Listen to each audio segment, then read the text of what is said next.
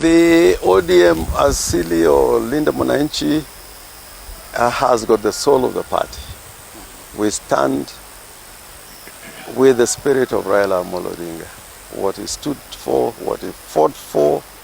Raila didn't want his party to be swallowed by another party, to be swallowed by UDA, or for ODM to become a tool to be used by President Ruto. It is an independent party which has got its own constitution. The other party of Linda Ground is not even a faction. That faction does work for Ruto and UDA. Because, you know, ODM is not about two terms. That's not ODM. And what you hear them talk about all the time is President Ruto, two-term. That's not what ODM is. So hiyo ODM ingine ni ya bandia, na ODM asili ni ODM ya Linda Mwananchi.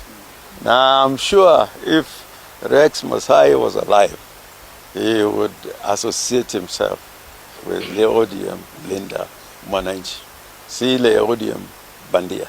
But we welcome everybody on the 31st of this month. We will go to church in Machakos town and have a rally in Machakos town, and then have the final rally in Mlolongo, all within Machakos County. Asante. Those who kill Rex, they must be arrested, and if they've been arrested, they must be prosecuted. A proper prosecution, not a prosecution which is casual, to try and make us believe that something is being done. And those who committed that action should be punished in accordance with the law. We know that the bullets that killed Rex were police bullets. They were not bullets from any other Kenyan. They were from the police. And President Ruto has required under the Constitution to protect and defend the Constitution, which protects the right to life, must take responsibility and see that justice is done. So the first thing is really justice. Now, ordinarily, if you find the kind of compensation that is given to those who die in road accidents, and that happens every time in our courts, and that determination is also it also depends on how old or young somebody is, the loss of a job, if at all he was working, the loss of income, and all those considerations. I want to demand that the basis for compensation should not be generalized like they're doing. Because they're saying, oh, tutapatia kila mtu milioni moja ama 600,000. I don't think Rex was worth even 10 million. I think it was worth more than that. If President Ruto can spend 100 million in a day on a state visit, with our money, our taxes, and then he takes away the life of Rex, and then they tell us they got about 1 million shillings to pay for compensation. That is not enough. It must be justice and adequate and fair compensation, and that should be the basis for dealing with these issues. Rex is amongst many other young people who were brutally killed during the Gen Z's demonstrations, justified demonstrations against the finance bill in the year 2024. And what a coincidence that I have met the mother of one other Gen Z who was brutally murdered on that particular day in June 2024. I intend, together with my team, to visit the homes of the families of those who were brutally murdered all over Kenya. If God gives me the strength and the time to do so. June is coming again.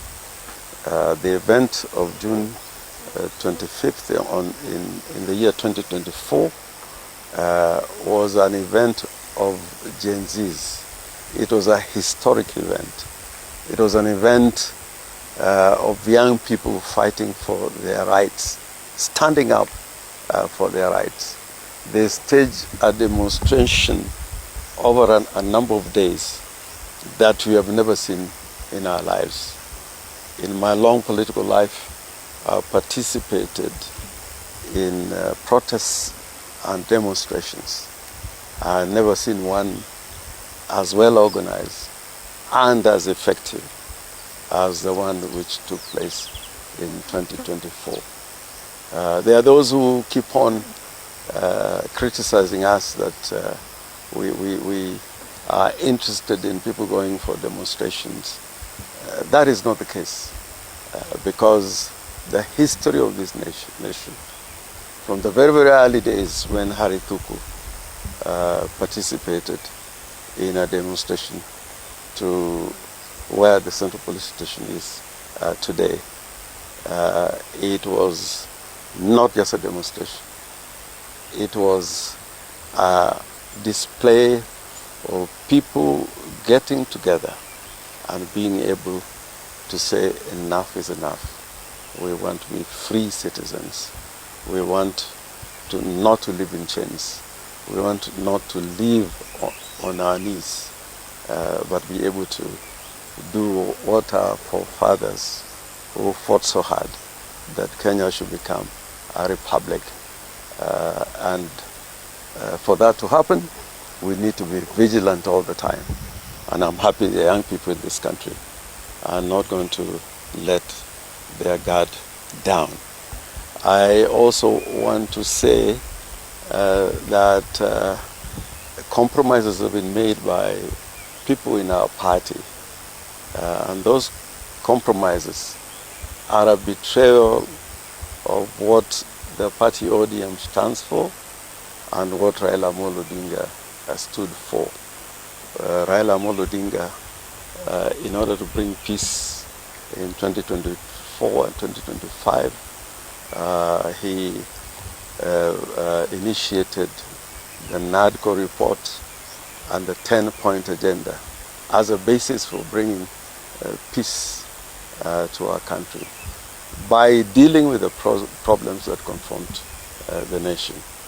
And one of them was a demand that there should be an end to abductions and to extrajudicial killing.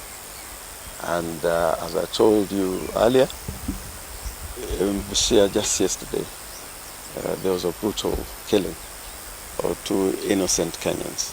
So we must continue to fight for what is right. And Linda Mwananchi, the true representation of what the party stands for, the party ODM, and what Raila Odinga stood for. We will never let our guard down. We will continue to fight to make sure that Kenya is a free, democratic and prosperous nation. I know that June 25th is coming. Political leaders, my colleagues in the political space, including His Excellency Kalonzo Musyoka, have talked about the 25th of June. All together we'll be standing behind the Gen Zs to ensure that we have a fitting memorial to people like Rex, who were killed brutally by the police.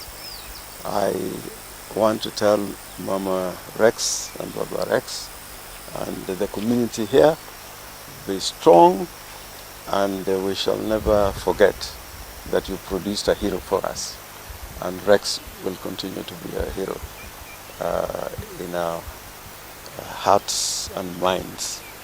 I've just had a little chat with Mama Rex.